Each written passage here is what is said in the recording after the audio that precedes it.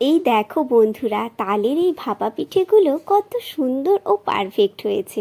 তালের এই ভাপা পিঠেগুলো বানানোও কিন্তু খুবই সোজা, যে কেউ বানাতে পারবে। তাহলে ভিডিওটা শুরু করা যাক। নমস্কার বন্ধুরা, টিয়া পিয়া রান্নাঘর চ্যানেলে তোমাদের সবাইকে স্বাগত। তালের এই ভাপা পিঠে করার জন্য প্রথমে আমি তালটাকে চাঁচুনি দিয়ে চেঁচে নিয়েছিলাম, আর তারপর একটা গুঁড়ি চালনা নিয়ে তালের মাড়িটাকে এইভাবে হাতে করে ঘষে ঘষে মাড়িটাকে বের করে নিচ্ছি। তাতে করে তালের মধ্যে যে সুতোর মতো চোচালিগুলো থাকে সেগুলো চালুনির মধ্যেই আটকে যাবে। তোমরা চাইলে কিন্তু এটা একটা ছাঁকনির সাহায্যেও করে নিতে পারো। তারপর আমি একটা বাটি মেপে 1 বাটি সুজি নিয়ে নিয়েছি। তোমরা যতটা পরিমাণে করবে ততটা পরিমাণে নিয়ে নেবে। আর তারপর দিয়ে দিচ্ছি পরিমাণ মতো চিনিটা, আর তারপর দিয়ে দিচ্ছি নারকেল কোড়া 1 বাটির থেকে একটু কম। আর তারপর নিয়ে নিচ্ছি বাটি মেপে 1 বাটি তালের মাড়িটা। যতটা পরিমাণে সুজি নিয়েছিলাম ততটা পরিমাণে তালের মাড়িটা আমি নিয়ে নিয়েছি। তারপর আমি দিয়ে দিচ্ছি 1 প্যাকেট গুঁড়ো দুধ। তোমরা চাইলে কিন্তু এখানে 2 প্যাকেট বা 3 প্যাকেটও দিয়ে দিতে পারো। তারপর আমি সবগুলো উপকরণ জল দিয়ে মেখে নিচ্ছি। তোমরা চাইলে কিন্তু এখানে জলের পরিবর্তে লিকুইড দুধ দিয়েও মিশ্রণটা বানিয়ে নিতে পারো। আমি এখানে জল দিয়ে মেখে নিচ্ছি।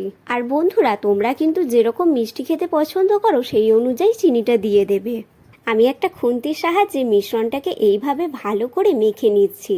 আর তারপর দিয়ে দেব নুন, পরিমাণ মতো নুন দিয়ে দিচ্ছি। নুনটাকে দিয়ে মিশ্রণটাকে আরও ভালো করে মেখে নিলাম। আর তারপর ঢাকা দিয়ে রেখে দেব আধ ঘন্টার জন্য। আধ ঘন্টা হয়ে গেছে। আমি এরপর ঢাকাটা খুলে দিলাম। আর তারপর দিয়ে দেব 1 প্যাকেট ইনো।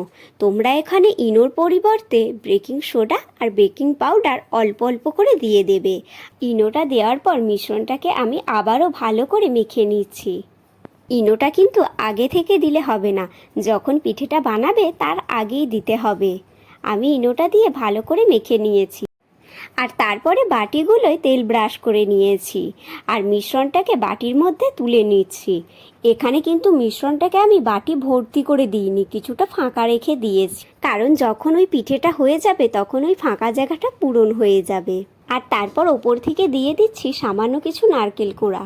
বন্ধুরা, তোমরা এখানে নারকেলের পরিবর্তে কিশমিশ বা বাদামও দিতে পারো।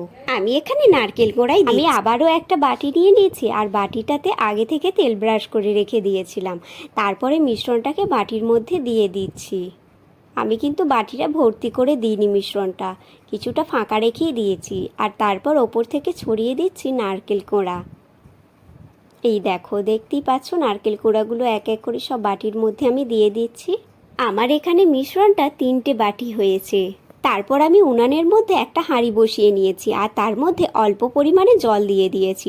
তারপরে একটা ফুটো ফুটো জায়গার মধ্যে একটা বাটি মিশ্রণ আমি দিয়ে ঢাকা দিয়ে দিয়েছি।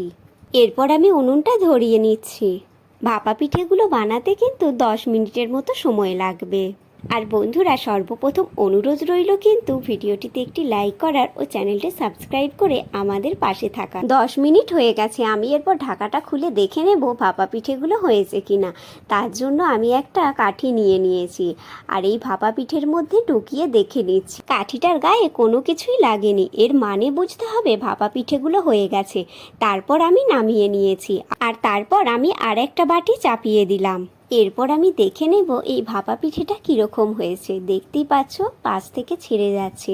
কত সুন্দর ও পারফেক্ট হয়েছে ভাপা পিঠেটা। এরপর আমি ভাপা পিঠেটাকে বের করে নেব। তার জন্য বাটিটাকে উল্টে এই জায়গার মধ্যে বসিয়ে দিলাম, আর তারপর একটু ঘা দিয়ে দিলাম। এই দেখো বন্ধুরা, ভাপা পিঠেটা বাটি থেকে কত সুন্দরভাবে ছেড়ে গেল, আর দেখতেও কিন্তু খুবই সুন্দর হয়েছে। তোমরাও কিন্তু এইভাবে একবার তালের ভাপা পিঠেগুলো বাড়িতে বানিয়ে দেখতে পারো। আশা করছি ভালোই লাগবে খেতে। আবারও একটা ভাপা পিঠে হয়ে গেছে। আমি একটা জায়গার মধ্যে বাটিটাকে উল্টে নিয়েছি, আর বাটির পিছন থেকে হাতে করে এইভাবে ঘা দিয়ে দিচ্ছি। এই দেখো বন্ধুরা, এই ভাপা পিঠেটাও কিন্তু খুবই সুন্দর হয়েছে। দেখতেই পাচ্ছ বন্ধুরা, আমাদের ভাপা পিঠেগুলো হয়ে গেছে। আর আমি এখানে আগেই বলেছিলাম আমাদের 3 বাটি ভাপা পিঠে হয়েছে, তার মধ্যে এখানে একটা আমাদের খাওয়া হয়ে গেছে। আর আমি এরপর একটা ভাপা পিঠে কেটেও দেখিয়ে দিচ্ছি। দেখতেই পাচ্ছ বন্ধুরা, ভিতরটা অনেকটা সুন্দর ও নরমও হয়েছে। তো বন্ধুরা, ভিডিওটা তাহলে এখানেই শেষ করছি। আর আমাদের ভিডিওগুলো যদি তোমাদের ভালো লেগে থাকে তাহলে ভিডিওটিতে একটি লাইক করার ও চ্যানেলটি সাবস্ক্রাইব করার অনুরোধ রইল কিন্তু আমাদের নিত্য নতুন রান্নার ভিডিও দেখার জন্য।